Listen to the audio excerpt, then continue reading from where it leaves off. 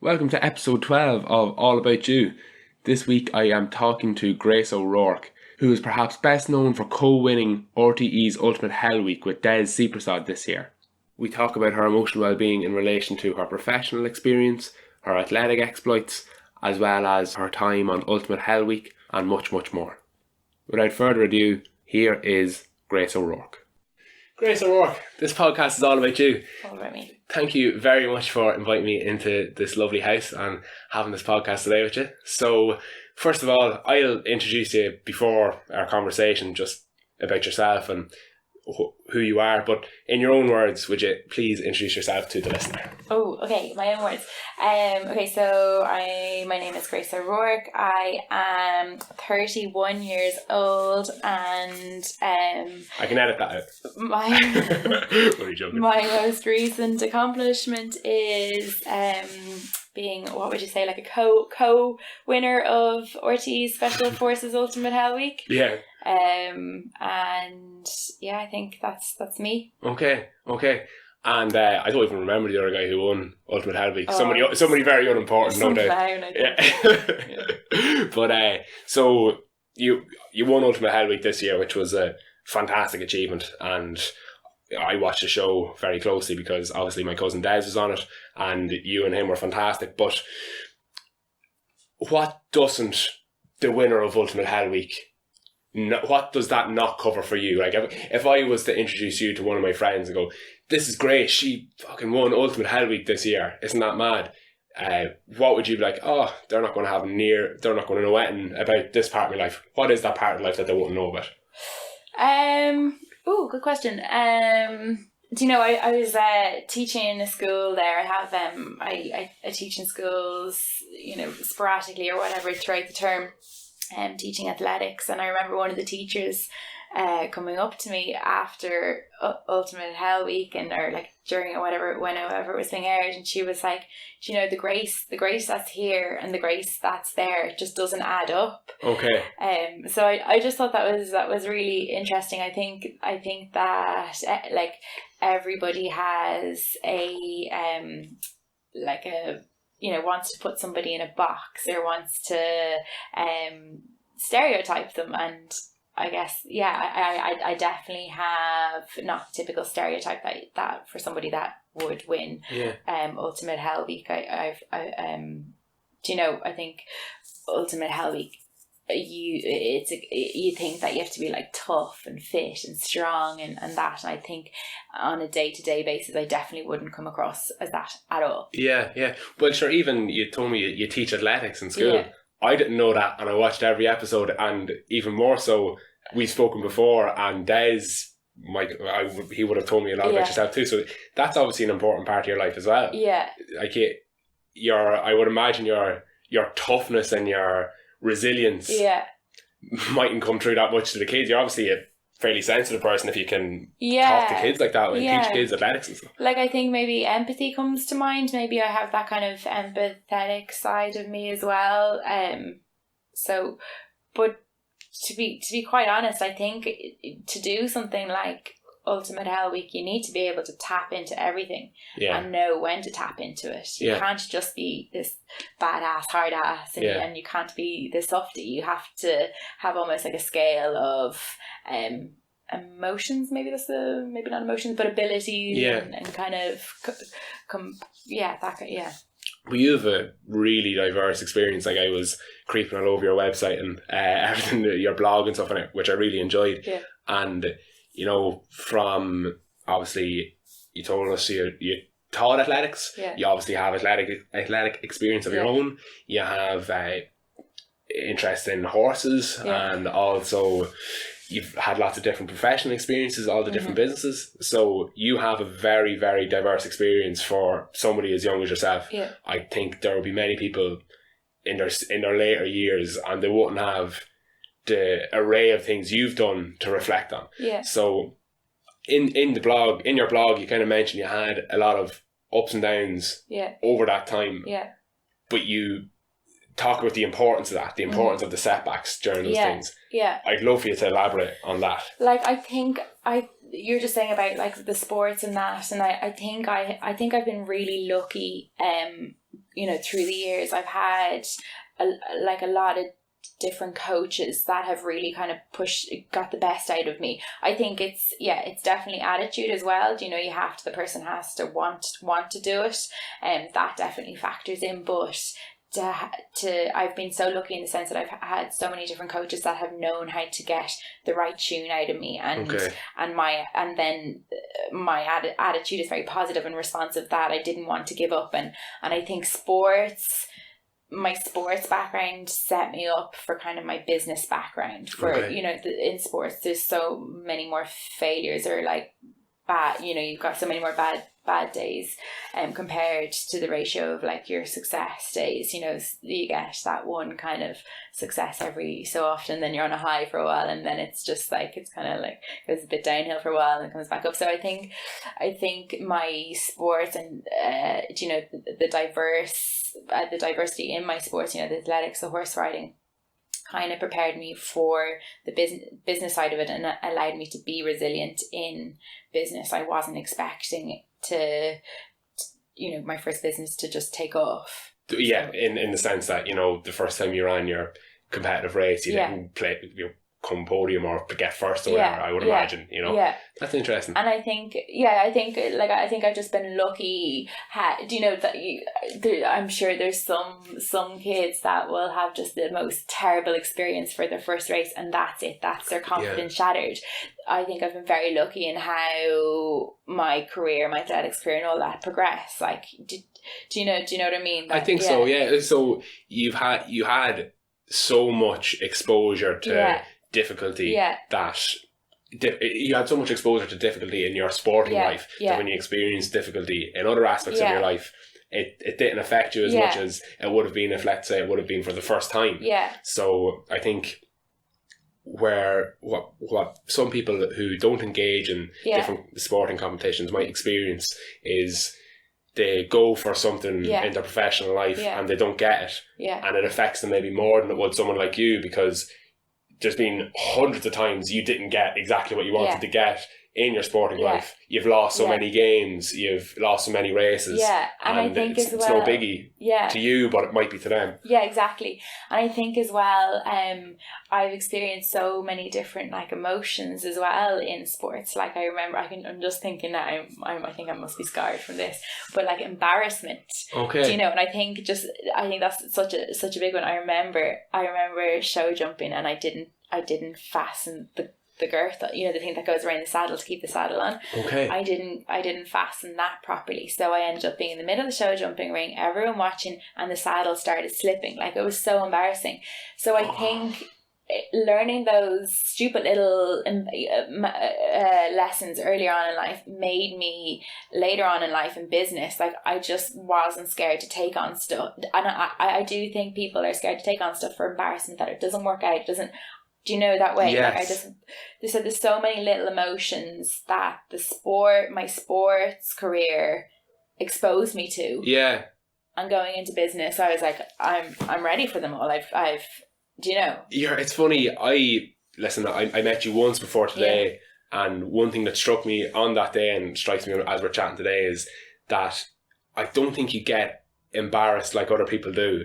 You've a great sense of humour, and you would say things that might shock somebody else, or if somebody else said it, they might feel a little bit awkward, but you're very comfortable in your own skin, and by the sounds of things, it's because you've had that exposure to embarrassment, and you've responded very well to it. So taking that show jumping instance, for example, you're telling me that story with a smile on your face, whereas another person might have their face in their hands, like, oh, you'll never guess what happened to me. I was falling off the horse, and there was people looking at me. It was horrendous. Whereas you're like, I forgot to strap it in, and it was grand.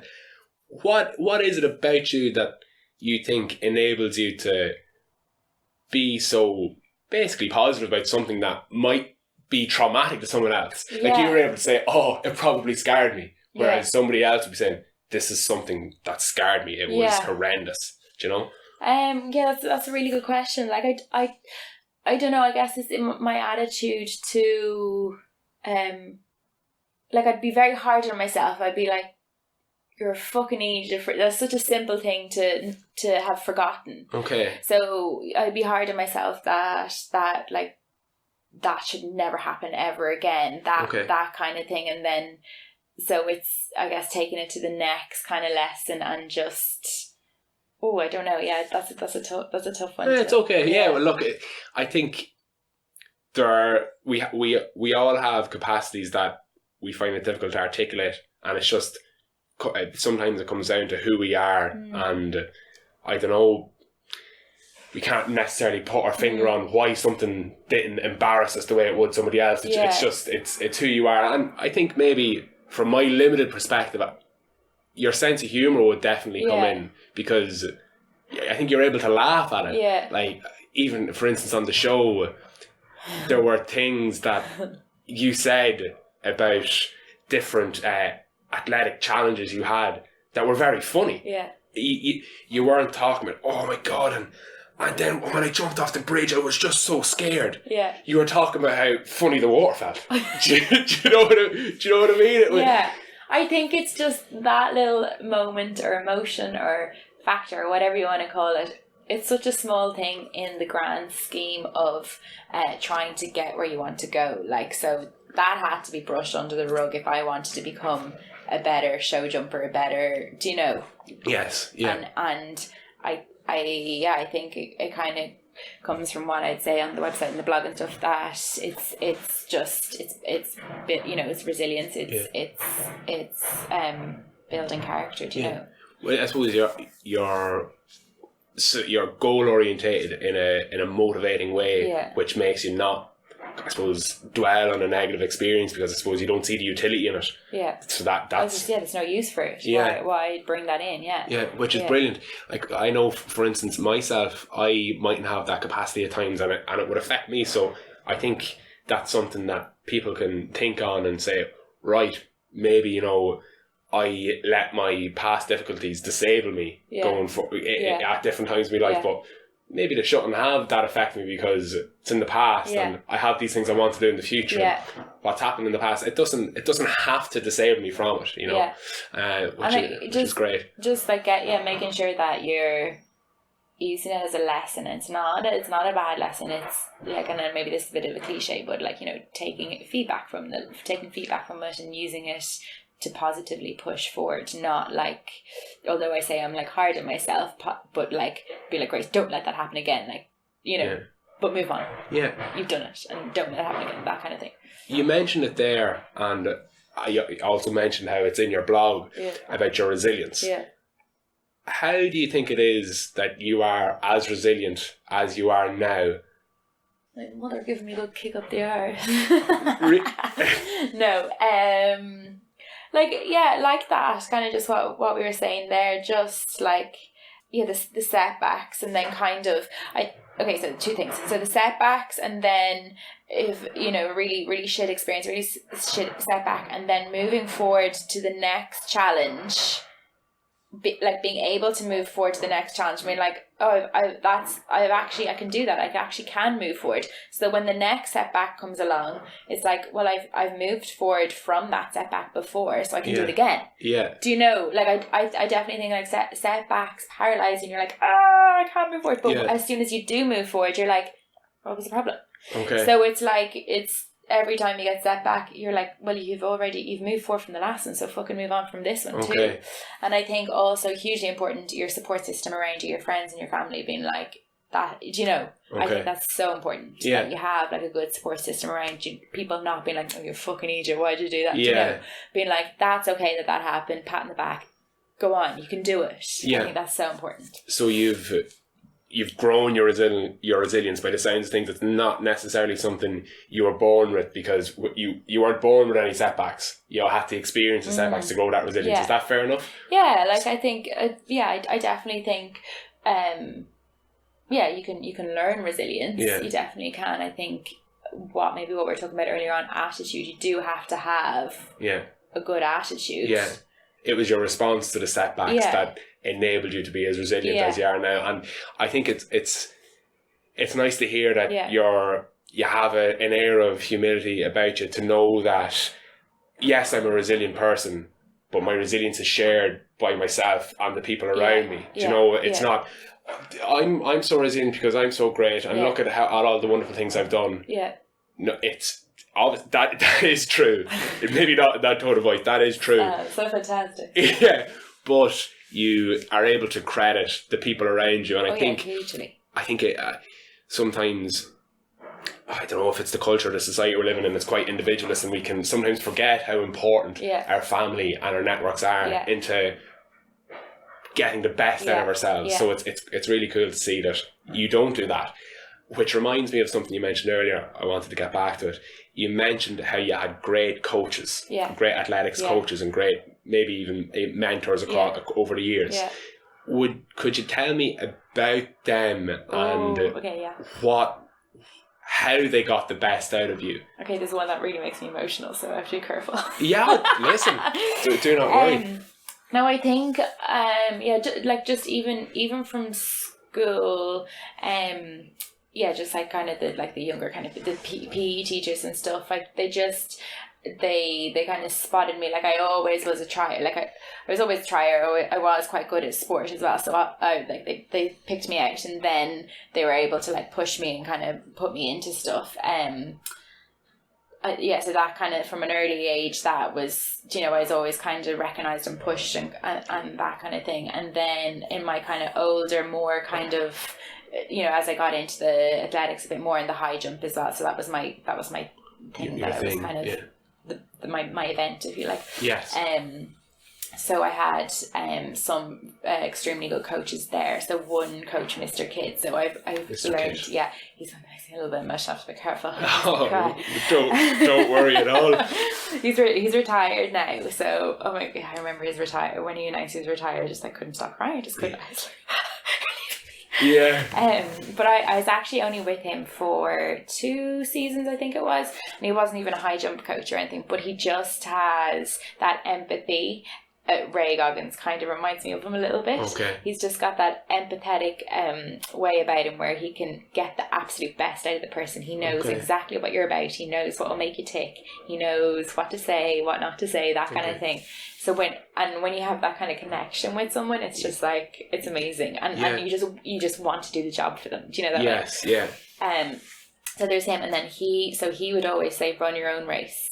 Yes. That was just huge. So that's one of my things that I brought with, that I still bring with me everywhere today in work life and everything. Do you know, just ignore the competition. It's as soon as you start comparing yourself to your man there, your woman there, and you're in anything, in a race, in business, in anything, you've lost sight of who you are, and you kind of you start panicking almost, and not kind of using your own tools, because you're compensating and stuff like that. So as soon as you're just run your own race, that's a huge thing that I kind of live by.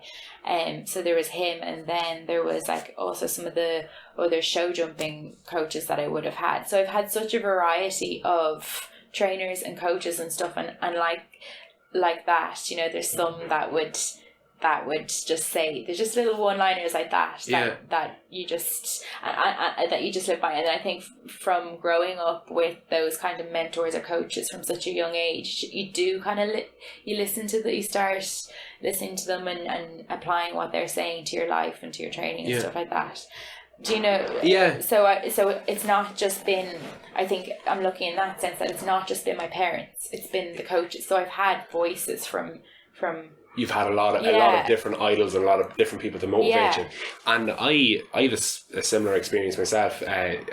First of all, Mr. Kidd, thank you very much, good man. Kidd, and I think it's important for us to thank these such important people in our lives. But so Mr. Kidd, you're a legend.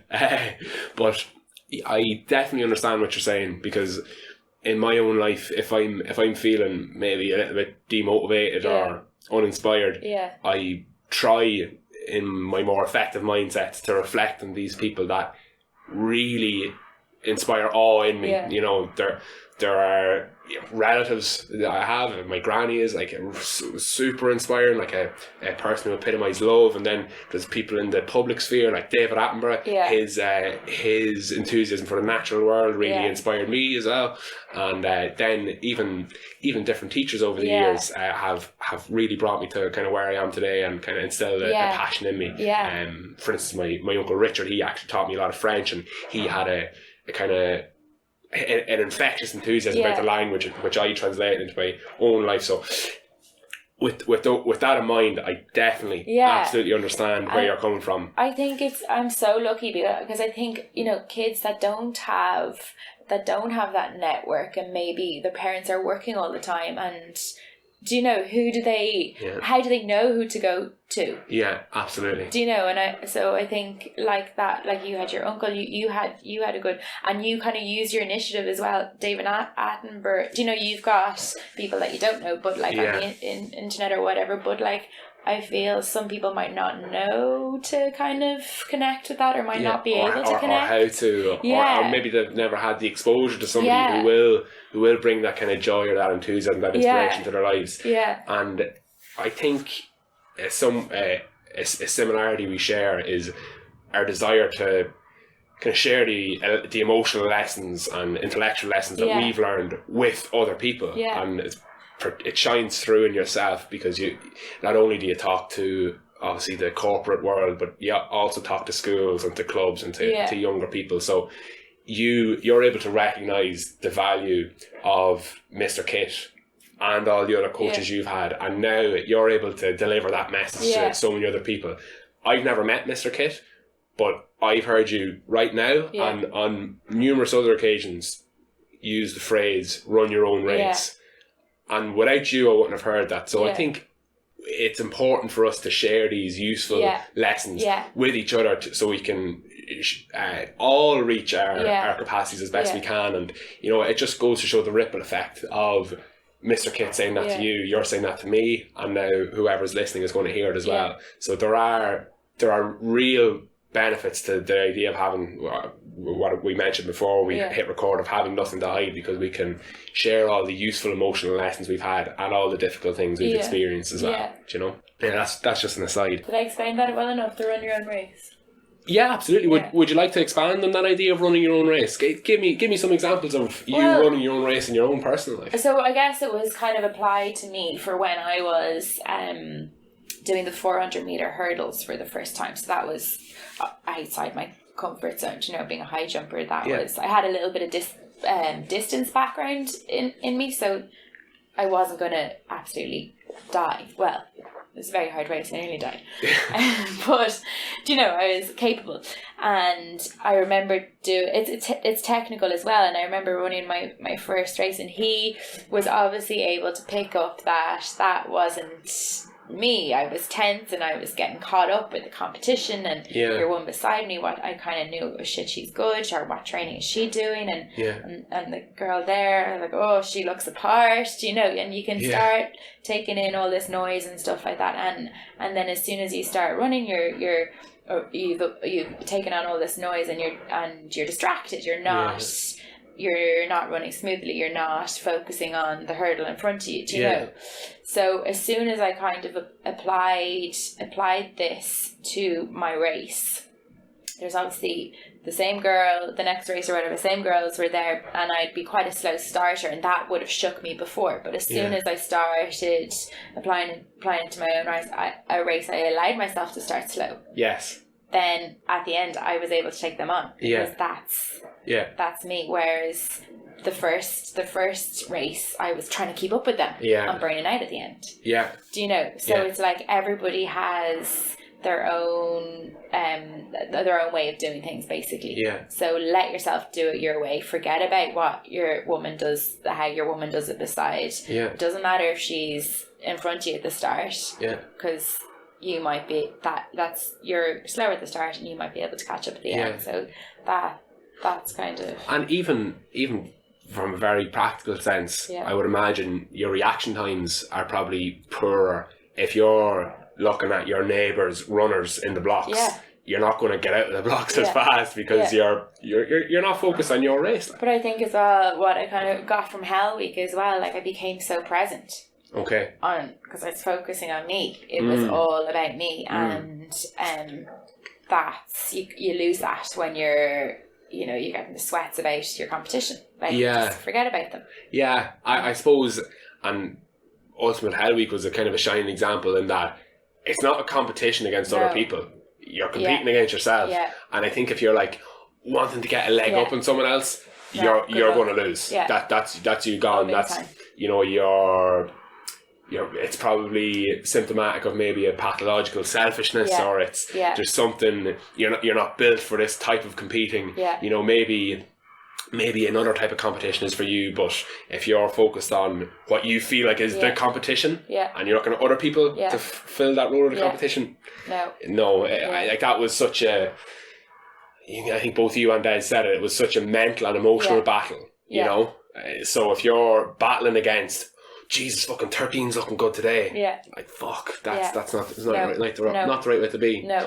And I think, honestly, often in life, in competitions, I do have to rein myself in. I do have to be, great, run your own race, stop it. Do you know, it's so easy to get caught up in the competition. I do. And I definitely the first day, I was not running my own race, 100%. And it was that second day where I had seconds, minutes, whatever, to shake myself up and be like, Grace, catch yourself on. Yes. You run your own race. Do you know, it's so easy to not. Yeah, I think I've spoken about this recently with different people. Yeah. How poor our intuitions are at arming us with the best response at any given time. Yeah. So your intuitive response is, fuck, what are they doing? Jeez, I better fucking do it better than they are. Yeah. Whereas that's actually not helpful. But thankfully, we have smarts to recognise, I'm not running my own race. Time to run my own race and do that thing which isn't necessarily my innate reaction, but it's the thing that I know has worked from past experience, it's from very wise people. Yeah. You're able to, I suppose, recognise your own limitations as a reactionary body and use your cognitive ability to overcome that. And I think it takes balls and it takes guts, because you've used it in one situation, but then now you've come to the next situation. It's completely foreign, completely unfamiliar, and you're like, you just want to go to your safety, your safety mode. Yeah. So you have to try as much, be like, no, do what's unnatural, and just be like, no, run your own race. Forget about what, do you know? So it's so hard to take it from one scenario to the next. And like what you're saying, it is unnatural. And so it's very clear how that idea of running your own race has helped you succeed in your athletic life. Yeah. Have you applied it to your personal life in any meaningful way? Yeah, I think in business or more personal. Do you want either or, whichever comes to your mind? Well, I guess personal would be the wedding. Do you know? It's this idea of you have to have this big fancy wedding, and if you're getting married, you get married, and then the wedding has to be close after it. It's no, fuck off, I'm going to run my own. You're going to do your own thing. So I guess there's that in my personal life, and then in business, I would have as well. I would have been freaking out that oh God, Jesus, I'm at I've been at it for whatever, and I only have X amount of clients, or as well, because I'd be relatively new in the business world, it would be, oh God, I need to be doing Mark, I should be putting X amount behind the marketing budget and that kind of stuff. It's like, well, no, I don't have that much to behind the marketing budget, so I'm just going to bootstrap, do something different. So it's little instances like that. You don't have to conform to the formula of, well, this amount of capital needs to be spent on marketing when you begin. You work within your capacities. So it's clear that you're intuitively outward looking, and you're able to see what other people are doing, but then you have the insight to know that you should also look inwardly. Yeah. Have you always looked inwardly growing up? No. And even today, I still don't. What I was saying before. There's definitely times where I, tried to conform with society or whatever you think, I think in my head is right, or whatever the rules are, or whatever, and then I do have to check myself and be like, oh no, actually, just do what you think or whatever. So it's not like you always do it now. You do probably do it more now than you used to. Yeah. So and you've obviously found that useful. Yeah. And I think probably in schools as well, we're not really educated to like ask questions or, bend the rules or something. We're educated to conform with the rules. Yeah, absolutely, And it obviously took time for you to go beyond that. When did you start to begin looking a bit more inwardly? It was from running your own race. Was that it? Yeah, it was that, but like as well. But that's what we're talking about earlier on. So on the track, I was able to be like, oh, run your own race. But then as soon as it was in a new scenario, like off the track business, it took a while for me to be able to apply that. Yes. It was instinct, what you were saying before. But like, I think as well, when you hit like not rock bottom, but when you start to not progress or slow down, or kind of you're in a little bit of a darker place.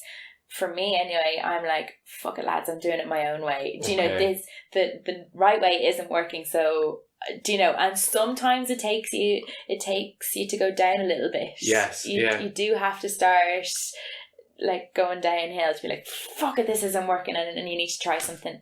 I think that's probably special about you, because I think I could be wrong, but I think most people when they're feeling down or when they feel like the cards are stacked against them, that's when they do what everyone else is doing, and it can bring them down even further because it's like, oh, they think that there's something wrong with them, and they're the last person they trust, and they go to other outward things, whereas you have a wisdom about you which makes you actually look perhaps even more inwardly and say, no, I have the power and the trust in myself to move forward. And has there been instances in your life where that has elevated you from difficulty, elevated you from darkness? Yeah, definitely. And just while you're saying that, like wisdom, but also my kind of frame of mind would be like, well, I'm down here anyway. What's the worst that can happen? I either go further down or come back up. Okay. So I think there's that mindset as well, where it's like don't be scared of the worst. Can it get worse? That kind of way as well. And I guess going back to that embarrassment story, what you get embarrassed, you get you fail, like you're already going downhill. So try something different. If something's not working, try something different. So tell me about your first business. My first business, where it came to a point where my business partner didn't see eye to eye, we had to fold the company, and that was my first baby. That I put all my savings into was a sports clothing company. We all my savings into it was like sport. This is just amazing, like sports clothes. That's right up, it's the fitness. It's just right up my street. And it was going so well for about 9 months. We had our first collection out. We got loads of PR. We had a fantastic PR lady that was just shooting stuff left, right, and centre. And like it was we weren't like profiting, but we were selling units. We were turning over, and we were ready to do our second collection. And it was kind of the second collection was done and dusted. It was kind of ready to hit the shelves. Okay. And it was at that stage where it was just it was just catastrophic. It was just like, it was catastrophic and absolutely devastating. And I think that's been the biggest low, or the biggest like slap in the face, or I don't know, like it was just every single emotion. I was so angry, I was so sad, I was just like, this was my baby. Yes. And I kind of felt like what, this, like, how do you move forward from this? Yeah. But I did, and I think at that point I was like, Grace, if you don't move forward from this, that's like it will affect you. It will change you. You're like, you will become you'll be forever nostalgic for when remember the first collection hit the shelves and it didn't work out, and now I'm doing whatever I'm doing. Forever. Yeah. And I really felt like just being like, oh, that's my life. Like I'm a failure. That's it. I'm done. But I just knew if I didn't move forward from that, that I'd be a failure. I'd be like, I probably would have changed as a person. So I had to move forward from it. I made myself move forward from it. What did you do to move forward? Were you out? Did you seek support? Were there people that did support you? Did you have the kind of innate capacity in yourself to recognize, no, I can move forward from this? What did that time look like? What did your mind look like? It was really hard because it was the embarrassment was a big thing. It was like there were some people that told me that I couldn't do it. Like, Grace, you can't start a company. You've got no money. You have like sports clothes. Like, that industry is just saturated. You can't do that. So there was that, and then there was like the thought of like moving forward. And I'm like, oh, so many people supported me on my first business. Like, I can't. Like, for business, like maybe you know yourself, like you need to call in every single support system, like and as much as you can for free. Like, well, obviously without taking the piss, but if people are there to offer, just take it. So I felt so guilty, and I felt so bad that I called in all those favors, and for what? Yes, it was nothing now. So that was in moving forward. I was like, oh, can I really go again? Like, I can't. I've wasted all the favors, and I've the guilt. So I had another idea. Like, luckily again, I had another idea that I was kind of ready to go with. So had that not been there, I don't know. Okay, so you were already excited. You were coincidentally excited about something else. Yeah, like I'm not sure if excited would be the word. It was just like, well, I've done it once, and kind of like, what else are you going to do? You have this next idea. You've just learned a heap of experience and knowledge and all that from your last business, so don't waste it at the same time. Yeah, I think there's two competing elements in what you said there. You talked about the guilt that you felt from all the support you got from different people. You were calling different people, asking for their expertise, asking for their input, asking for their resources, and they provided what they could, and you felt like you were towing the line between getting as much as you could and taking the piss, and that was awkward, and now here the business is folding, for fuck's sake. It was a waste. That was what you said. I suppose, I hope that was your perspective at the time and not your perspective now, because it's clear that it wasn't a waste. Oh God, it was so important. Best life lesson. Best life lesson I've ever had. I think I would never want to be back in that place. Like, I was just sad. I was angry. But like, had I not have moved on, I don't think I'd be the person. I'd be a different person. I think it's funny how we can look back on these experiences as so formative, so important, and we'd never want to go through them again. Do you know, like, for instance, I know I am who I am today because of like the past difficulties I've experienced. And if I didn't have those experiences, I wouldn't be if people describe me as compassionate and fucking sound on occasion, sometimes they call me a prick, but let's not include that. With that in mind, I wouldn't be the compassionate and empathetic person I am now had I not encountered those difficulties. And I like that aspect of who I am now. You needed them. But at the same time, if I could go back and change, all the grief I went through and all the bereavement I went through, I kind of would. So there's that cognitive dissonance. It's weird. And I heard you say that as well. Like, it was, the best life lesson ever, but I fucking wouldn't want to go through it again, And maybe that's a bit like Hell Week. You wouldn't do it again, would you? I don't know. Like, oh Jesus, it was very harsh. It's so funny. Physically and mentally. Yeah, that's so, because what I think is so funny about the difference in reaction to yourself and Des. He says he'd pay money to do it again. No. It was the best week of his life. No. He loved it. He loved it. Yeah. That's what makes him as peculiar as a particularly peculiar person. Yeah. But then again, maybe he's just lying to look cool. Yeah. But yeah, so thank you for sharing about that experience of the first business, because I can only imagine how it was frustrating it is to look back on it as well. Well, sorry, I what you said, it's been one of my best life lessons, so I can look back at it and wave at it, but... And what you're doing now is useful for other people too, because you've experienced that difficulty, and now you can tell people through casual conversation or at a formal talk, listen, failure is not the end. No. Failure is maybe the beginning of the next chapter. Yeah. But that next chapter could be pretty brilliant. It could be incredible. It could be way, way more brilliant than the former chapter could have ever been. Yeah.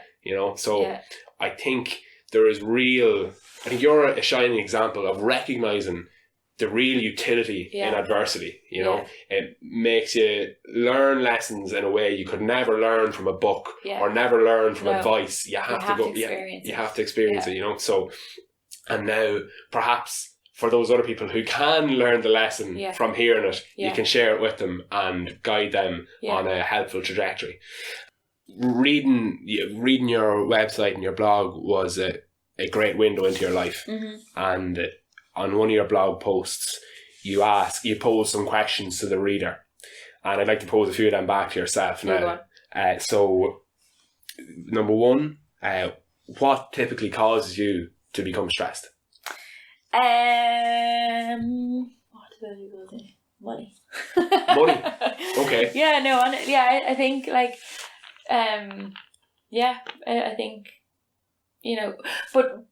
But then again, it's coming back to kind of society, trying to conform with society. Like, a lot of my friends would be buying houses now, and I'd be like nowhere near that. So it's like,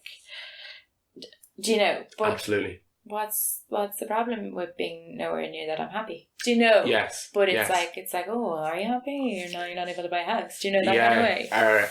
Our culture and our society can infiltrate our well-being in kind of subconscious ways that we it's insidious, and I can empathise with that a lot. It's actually not something I really have talked about much at all, but money stresses the balls off me. There's this little nagging character in my mind that's screaming at the rest of me going, it's a Monday afternoon. Yeah. Everybody's working. Oh my God, I get that all the time. and what are you doing? You're recording a podcast. Yeah. What are you doing with your life, Pat? Yeah. And then kind of the more compassionate and wise part of me is like, well, everybody else is working and they're living their own lives. Yeah. Do you want to live your life, or do you want to live their life? Well, it comes back to what we're saying when we're in race. Absolutely. And yes, I have friends buying houses as well, and it's working really, really well for them. Yeah. That's not the trajectory I personally want to be on. I'm so proud of them and what they've achieved at this age is admirable. Yeah. And it's working so well for them. But what works well for them doesn't work well for me. And I know that as declaratively true, and I'm saying that to you with the utmost confidence. And yet, I will still have that nagging aspect person in my mind going, "You're a fucking waste of space." Yeah, I have it too. And it's so unfair. So, I suppose our environment and our culture does infiltrate us and fuck us over. Yeah. So money is a big stressor for you. Yeah, definitely. And then I think as well, I let myself run away with like, oh my God, you're 31 years of what you should have this, or you should have that, or you should be doing this. It's not being present. Like, but hang on a second, you're actually happy now, you're healthy now. So just be here. Forget about the future and forget about. Yeah. So it can. Yeah. It's funny, just as you said it there, it kind of occurred to me, when you frame things as your age, like, as a 31-year-old, that's just the complete opposite of living in the present, because you're reflecting on all this time that you've spent in the past, the 31 years, and all the time that you will spend. Yeah. But that doesn't really matter in terms of your tasks or your goals for today or for the afternoon. And it's just it's so it's stressful. So and it's just the perfect answer to what causes you stress. And money is at the top of your list. Does anything else come to mind when you think of the stressors in your life? Nothing has to, of course.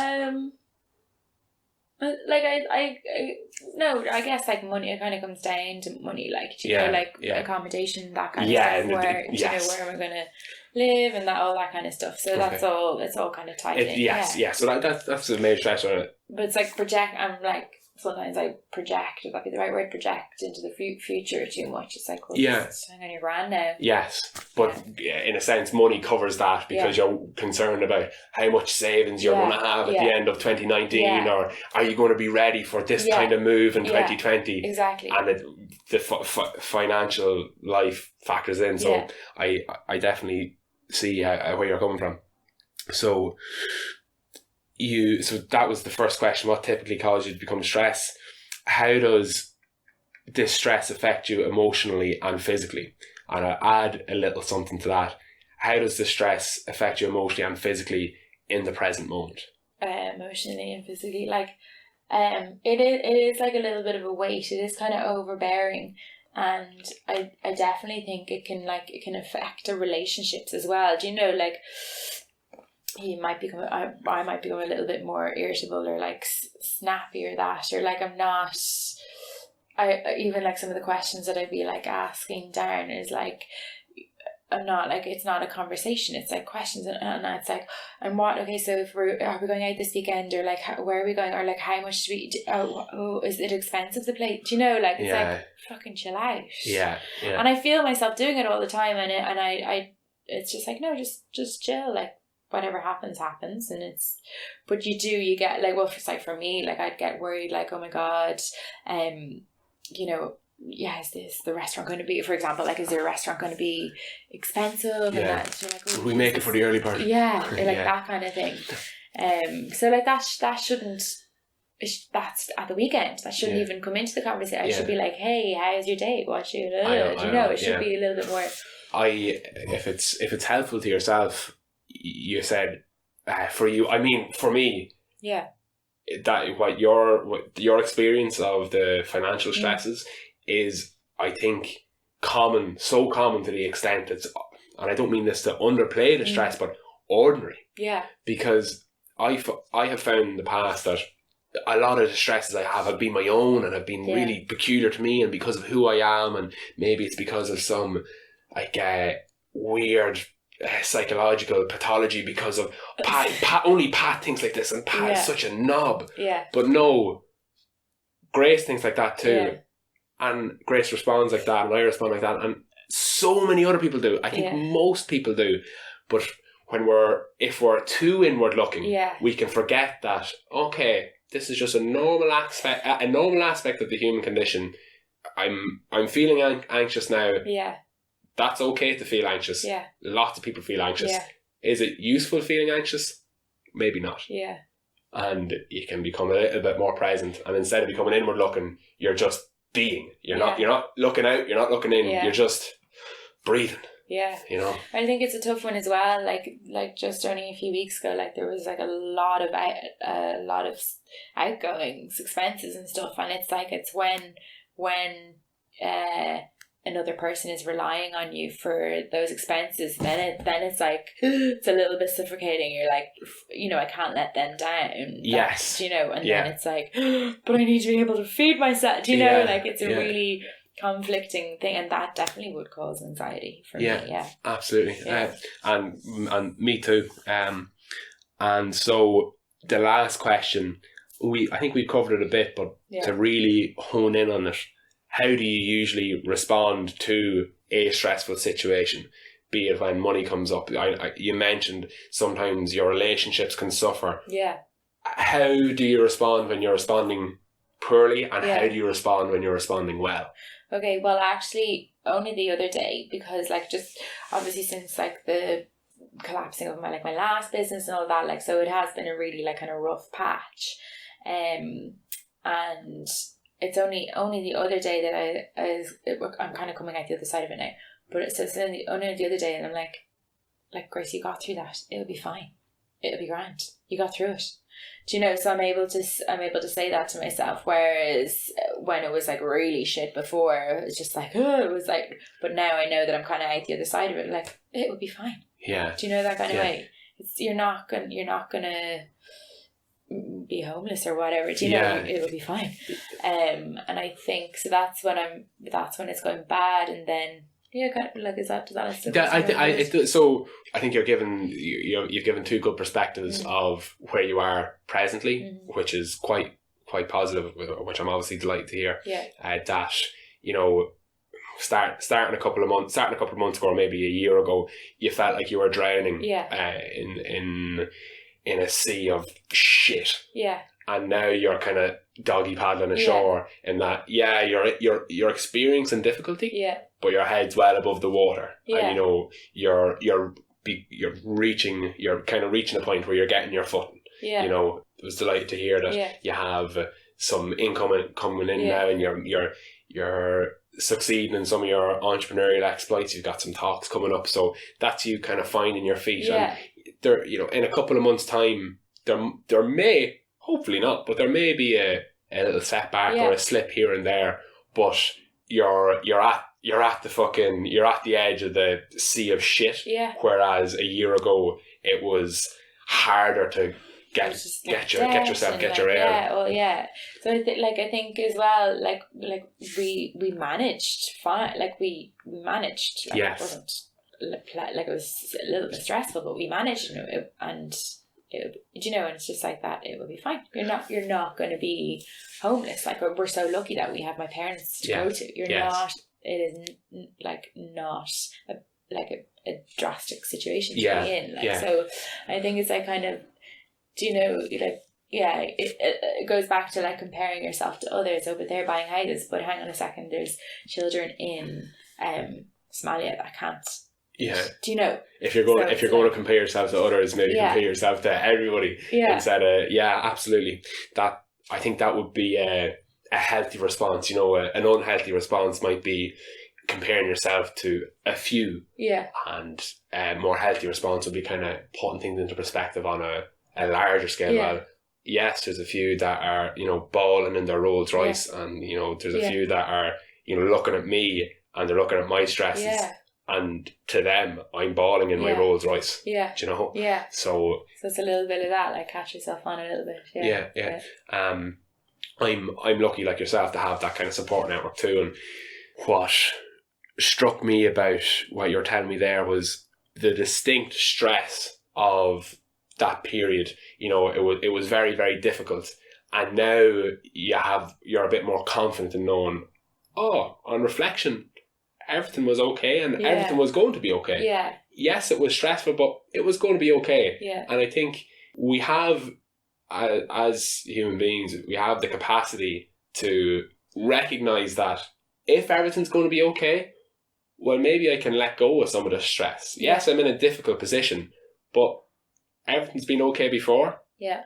If things got a million times worse, everything would probably still be okay. Yeah. So I can again just be a bit more present and release some of those stresses. Yeah. It is a lot easier said than done. I experienced difficulty and stress, you know, yesterday, and I will tomorrow. Yeah. But again, from a healthy frame of mind, it's helpful to know that you can release it and let go of it. Yeah. You know. And I think I don't know if this is, you know, it's just me, but like sometimes it's like maybe think of like a really, really bad scenario. You know, compare yourself to that really, really bad scenario, and it's like, well, you're nowhere near that. You're so lucky to be where you are. Yeah. With that in mind, this might be helpful to yourself or somebody listening. I think that there's great utility in thinking of the worst case scenario. Yeah. So if you find yourself in difficulty, reflect on where you're at now. Yeah. And then think of what the worst case scenario could be. Yeah. And generally speaking, it's always fine. Yeah.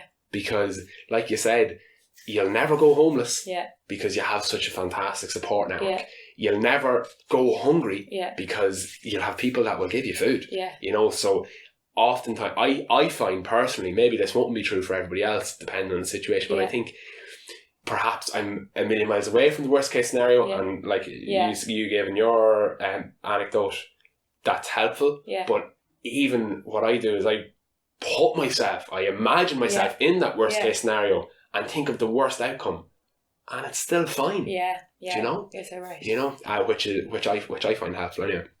It was something that I did for Hell Week as well. But like, I literally compared where I was now to, am I dying?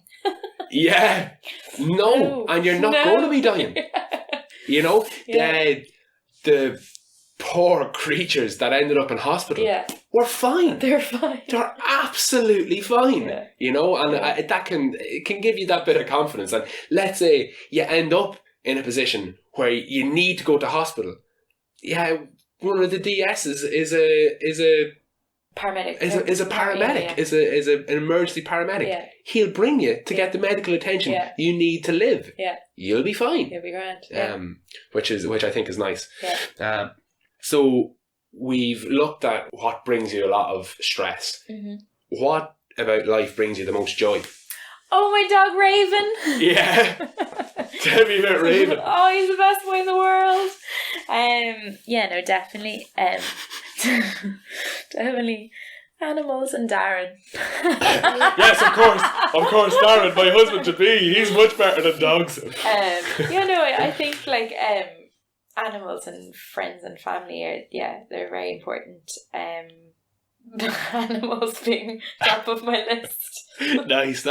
Well, look, I don't think it's going to be any surprise to you. I talked about how David Attenborough brings me so much joy, and that's because he has introduced me to the natural world, which I seek out. So, absolutely. What is your relationship like with Ravy Baby? With Ravy Baby. Oh, it's fantastic, but not weird. But no, seriously, tell me about it. No, I think he's just my little buddy that goes everywhere with me, and maybe I get slagged off because he's actually currently at my mom's because I was working this morning. Oh, you miss him. Yeah, I miss him, but he can't. I just don't want to leave him on his own. So he's great lad. And I think all my friends would kind of be like, "Oh, baby, oh my god, if anything fucking happens to him, she's gonna die." But it's animals. I don't know. I get a lot of joy from animals too, so I can definitely understand what you mean. And if you're feeling shy, I think a dog will help you feel better. They're regardless. Just nurturing. Brilliant. Very It's nice. a happy place. A couple of kind of final questions might be a bit obscure, but go on. What is something you care deeply about that most people wouldn't realise, even people that know you? That's a really tough one. Yeah, and there could be nothing.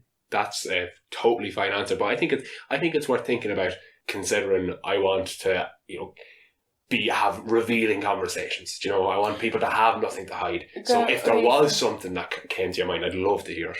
That I really care about. Just give me an example or. So, for instance, I'll give you. You know me on a relatively good level, a relatively good surface level. I'm a massive Eminem fan, and I am obsessed with theoretical physics. Okay. Which I presume might be surprising to yourself. Maybe not. Physics. Yeah, love theoretical physics. Well, you're friends with Des. So. You're the geek squad. You've got a little club. Yeah. So something that I really love. Is there something that you spend a lot of time thinking about that if you were to tell Darren or one of your friends, or Ravy Baby, they might be surprised? No, I don't think so. Okay. At the moment, I'm really obsessed with Daft. I think of an addiction. Daft. Yeah. So properties. Properties. That's my little addiction now. Yeah. So that comes back to what we were talking about before. Yeah. No, I don't think anything. Yeah. No, that's totally fair enough. Yeah. Well, I wasn't expecting you to say you're obsessed with that because you talked previously about you recognised how unhelpful the comparative game is, and Daft is basically comparing yourself to what you could be buying if you had, you know, the most stable job for the last, if you're on the corporate ladder for the last 10 years, you'd be buying one of those houses. So it's kind of a comparative game. So I think we do things despite knowing that they mightn't be helpful for us. Do you know what I mean? Yeah, exactly. I know. Like, what am I doing? I love creeping in the big houses, though. I get to see all the bedrooms. Give you ideas. Motivate you to succeed with your business, maybe as well. So that's something too. But at once, it's a real waste of time. That's one. Maybe once you're not spending so much time that it makes you anxious and stressed. Exactly. And then I think one final question: have you come into our conversation with anything you would like to talk about that we haven't covered? No, I think that's everything. My kind of ethos: run your own race. Another one of my things that is kind of coming up in my keynote talk is for me in Hell Week, it was kind of a case of you know, when you come up against a challenge or whatever, it's like seeing what the next 3 minutes hold, and that's something that I'm hoping to do a little bit of talking about. You know, when times are tough or hard, you know, it's not thinking about the end goal. It's about seeing what the next 3 minutes, and can you go the next 3 minutes? Yes. So maybe another 3 minutes after that. So it's kind of breaking stuff down a little bit. 3 minutes by 3 minutes. You know, I think we were talking a little bit about something similar before. Well, I think being present is, you know, when you transport yourself from, oh my God, where am I going to be in 4 years when I graduate? Or, oh, when I'm married, does that mean I have to do this? Oh, no, what are you doing in the next 3 minutes? You know, I think it's a very helpful bite-sized chunk. Yeah, exactly. And it's not about life, isn't about getting to the end or whatever. It's just about, you know, living in the moment and kind of getting through the next 3 minutes and maybe the 3 minutes after that, and just kind of breaking it down a little bit smaller. Brilliant. Grace O'Rourke, this podcast is all about you. Thank you very much. Thank you so much for listening to today's podcast. Please subscribe on whatever platforms you listen to the podcast. Available on YouTube, Spotify, Stitcher, Acast, Castbox, you name it, I'm on it. I'd love to hear your feedback. Message me on Facebook or Instagram and follow me there too. On Instagram, my handle is @allaboutYou, and my Facebook page is Your Emotional Wellbeing. You can also follow me on Twitter. My handle there is PatMcKeown15. If you want to support me even further, you can donate to my paypal.me account. You can find me at paypal.me/allaboutYou. By supporting me financially, you will enable me to invest more time in the podcast and in the You project. This means helping me pay for my upcoming Masters for the forthcoming year. Starting in September of 2019, I begin my full-time Masters of Science in Psychology. I'm beginning this Masters to help further inform me about the human condition. As part of this Masters programme, I'm going to be starting a YouTube channel called Pat's Psychology Masters, where I'll be uploading videos about the most interesting things I learned that week in DCU, Dublin City University. I'll be sharing further information on this project in the coming weeks. Thank you again for being a supporter. You make this possible, and you make